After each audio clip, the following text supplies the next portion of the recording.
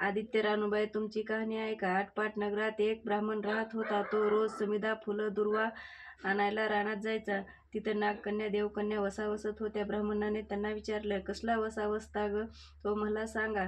तुला रे वसा कशाला उचशील मातशील, घेतला वसा टाकून देशील. ब्राह्मण म्हणाला, उतणार नाही, मातणार नाही, घेतला वसा मी टाकणार नाही. तेव्हा त्या म्हणाल्या, श्रावण मासी पहिल्या आधीत वारी न बोलता उठावं, सुचिर वस्त्रसहित स्नान करून अद्रोदक पाणी आणावं, विड्याच्या पानावर रक्तचंदनाची आदित्य रानूबाई काढावी, रेगाचं 6 रेगाचं मंडळ करावं, 6 सुतांचा तातू करावा, त्यास 6 गाठी द्याव्यात, पानं फुलं व्हावी, पूजा करावी, पानांचा विडा, फुलांचा झेंडा, दशंगाचा धूप, गुळ खोबऱ्याचा नैवेद्य दाखवावा, 6 मास चाळावी, 6 मास पाळावी, मागी रक्त सप्तमीस संपूर्ण करावं, संपूर्णास गुळाच्या पोळ्या कराव्यात, बोरण्याची खीर करावी, लोणकडं तूप मेहून जेवू घालावं, असेल तर चिरगोळी द्यावी, नसेल तर जोडगळसरी द्यावी, नसेल तर 2 पैसे दक्षिणा द्यावी आणि आपल्या वशाचं उद्यापन करावं. असा वसा ब्राह्मणाने केला.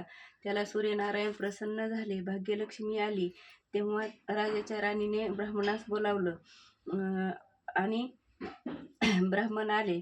ब्राह्मण खूप घाबरले, थरथर कापू लागले. तेव्हा राणी म्हणाली, घाबरू नका, थरथर कापू नका. तुमच्या मुली आमच्या येथे द्या. आमच्या गरीबाच्या मुली तुमच्या घरी कशा द्याव्यात? मला प्रश्न पडला. तुम्ही त्यांना दासी कराल, बटकी कराल. राणी म्हणाली, बटीक करणार नाही, राजाची राणी करू, प्रधानाची राणी करू. मार्गशीर्ष महिन्यात ब्राह्मणाने लग्न करून मुली दिल्या. एक राजाच्या घरी दिली आणि दुसरी प्रधानाच्या घरी दिले. गेल्या पावली मुलीचा समाचार घेतला नाही. 12 वर्षांनी समाचार ब्राह्मण घेण्यास निघाला. राजाच्या घरी लेकीने बसायला पाट दिला, पाय धुवायला पाणी दिलं. म्हणाले, बाबा गुळ खा, पाणी प्या.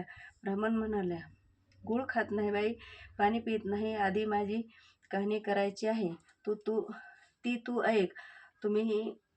तुमची कहाणी ऐकायला मला वेळ नाही बाबा. राजा पारधीला जाणार आहे, त्याला जेवायला उशीर होईल. तोच त्याच्या मनात राग आला. तोच राग मनात धरून ब्राह्मण तेथून तसाच निघाला व प्रधानाच्या घरी आला. वडिलांना पाहताच त्या मुलीने बसायला पाट टाकला, पाय धुवायला पाणी दिलं, गुळ पाणी दिलं, खाण्यासाठी गुळ पाणी दिलं. गुळ खात नाही बाई, पाणी पित नाही. मला काही करायची आहे, ती तू अगोदर ऐक. मला कहाणी वाचायची आहे, ऐकायची आहे, तू ती अगोदर ऐक. तुम्ही कहाणी नको ऐकू तर कोणाची कहाणी ऐकू? ती मग घरात गेली आणि म्हणाली, बाबा आता तुम्ही मला कहाणी सांगा, मी शांतपणे ऐकते. उतरंडीतले 6 मोते आणले, 3 आपल्या हाती घेतले व 3 वडिलांच्या हातात दिले.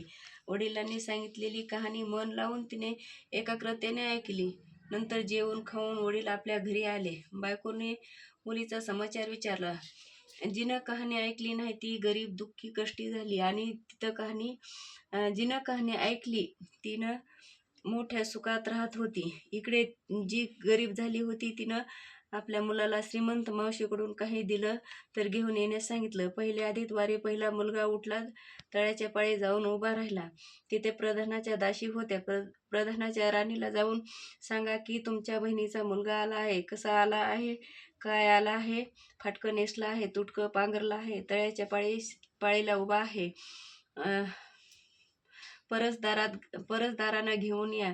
परसदारानं त्या घेऊन आल्या. त्याला न्हाऊ माकू घातलं, पितांबर नेसायला दिलं, जेव खाऊ घातलं, कोहळा पोखरून सोन्या मोहराने भरून सांभाळून घरी घेऊन जाण्यास सांगितलं. वाटेत जात असता सूर्यनारायण माळ्याच्या रूपात आले व हातातल्या कोहळा काढून नेला. घरी जाताच आईनं विचारलं, मावशीनं काय दिलं रे बाळा? देवानं दिलं पण कर्मानं नेलं. कर्माचं फळ पुढं उभं राहिलं. मावशीनं दिलं पण ते सर्व वाया गेलं. दुसऱ्या आधीतवारी दुसरा मुलगा आला.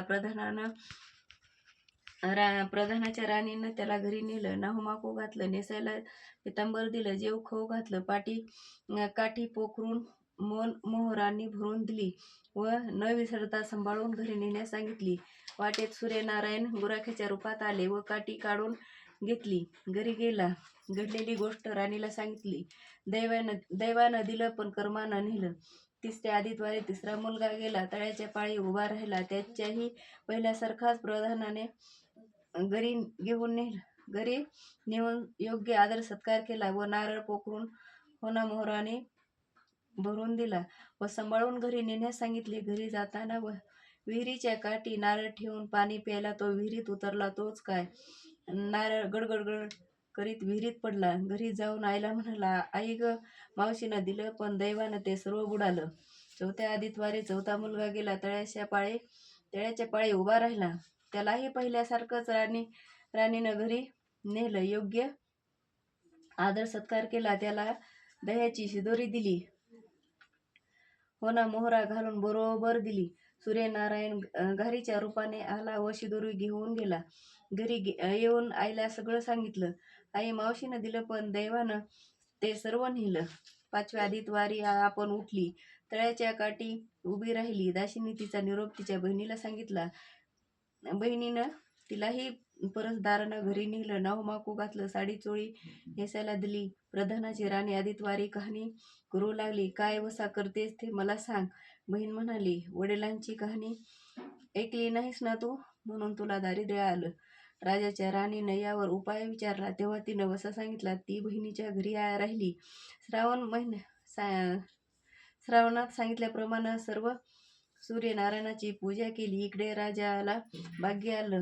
राजानं छत्र चामर घेऊन बोलावणं केलं. राजा येताच ती घरी जायला निघाली. एकमेकींना बहिणींनी आहेर केले. वाट्याने निघाली. पहिला मजलेस स्वयंपाक केला. राजाला वाढलं, मुलांना वाढलं. आपण पान वाढून घेतलं. तोच कहाणीची आठवण झाली. हाकार केला. डांगोरा पिटला. कोणी उपाशी आहे का शोधण्यास सांगितले. कोणी उपाशी नाही. वाटेने एक मोळी विक्या चालत होता. त्याला कहाणी ऐकायला बोलावलं. तुझ्या बाईची कहाणी ऐकून मला काय फळ, माझं पोट भरलं पाहिजे असं म्हणून तो राणीकडे आला. राणीनं 6 मोते घेतले. 3 त्याला दिली व 3 आपल्या हातात ठेवली व मनोभावे कहाणी सांगितली. त्याने मोठ्या भक्तिभावाने कहाणी ऐकली. त्याची मोळी सोन्याची झाली. तो म्हणाला, कहाणी ऐकल्याचं एवढं फळ, मग वसा घेतल्याचं किती मोठं फळ. काय वसा आहे तो मला सांगा. राणीनं तो उठणार नाही, मातणार नाही, घेतला वसा टाकणार नाही याची कबुली करून घेतली व वसा सांगितला. दुसऱ्या मजलेस राणीने स्वयंपाक केला. मुलांना राजाला वाढलं. आपण पान वाढून घेताच कहाणीची आठवण झाली. हाकार करून कोणी उपाशी नाही ना याचा शोध घेतला. माळ्याच्या विहिरीला पाणी लागत नव्हतं. त्याचा मळा पिकत नव्हता. असा एक माळी चिंता करीत बसला होता. त्याला कहाणी ऐकण्यास बोलावलं. तो आला. राणीनं 6 मोते घेऊन 3 आपण घेतले, 3 माळ्याला दिली. राणीनं मनोभावे कहाणी ऐकली. त्याने पण चित्तभावाने ऐकली. मळा पिकू लागला. विहिरीला पाणी आलं. तो म्हणाला, कहाणी ऐकल्यावर एवढं फळ, मग वसा घेतल्याचं काय फळ, काय वसा असेल तो मला मग सांगा. राणीनं त्याला वसा सांगितला. तिसऱ्या मजलेस स्वयंपाक केला. मुलांना वाढलं. राजाला वाढलं. आपण पान वाढून घेताच कहाणीची आठवण झाली. नगरात कोणी उपाशी नाही ना याचा शोध घेतला. एक म्हातारी व तिचा मुलगा वनात गेला होता. एक डोहात बुडाला होता, तर एक सर्पानं खाल्ला, म्हणून ती चिंताक्रांत होऊन बसली होती. तिला कहाणी ऐकायला बोलवलं. राणीनं तिला पहिल्याप्रमाणे कहाणी सांगितली. तिची 2 मुलं आली. कहाणी ऐकण्याचं एवढं फळ, तर वसा घेतल्याचं फळ किती मोठं असणार, तेव्हा मला तो वसा सांगा. राणीनं तिलाही वसा सांगितला. चौथ्या मजले स्वयंपाक करून मुलांना राजाला वाढला. आपण पान वाढून घेताच कहाणीची आठवण झाली. कोणी उपाशी नाही ना याची खात्री करून घेतली. काना डोळा मासाचा गोळा, हात नाही पाय नाही असा एक मनुष्य रस्त्यामध्ये होता. त्याच्या अंगावर तांब्याभर पाणी टाकलं. पालता होता तो उताना केला. 6 मोते होती. तिने 3 मोते त्याच्या बेंबीवर ठेवले आणि 3 मोते आपल्या हातात घेतले. राणीनं सांगितलेली कहाणी त्याने ऐकली. त्याला हात पाय आले. देह दिव्य झाला. त्याने हे राणीस वसा विचारला. राणीने त्याला वसा सांगितला. 5व्या मुक्कामास घरी स्वयंपाक केला. सूर्यनारायण जेवायला आले. साती दरवाजे उघडले, लोहगंगाळ पाणी तापवलं, षडरस पक्वान जेवायला केली. सूर्यनारायण भोजनास बसले. त्यांना पहिल्या घासाला केस लागला. ते रागावले. राजाच्या राणीला 12 वर्ष दारिद्र्य आले. तिने आदित्यवारी वळचणीखाली बसून केस विचारले होते. काळ सवाळ डोईचा केस वळचणीची काडी डाव्या खांद्यावरून टाकून दे. राजाच्या राणीला सूर्यनारायणाचा कोप झाला. तसा कोणास होऊ नये.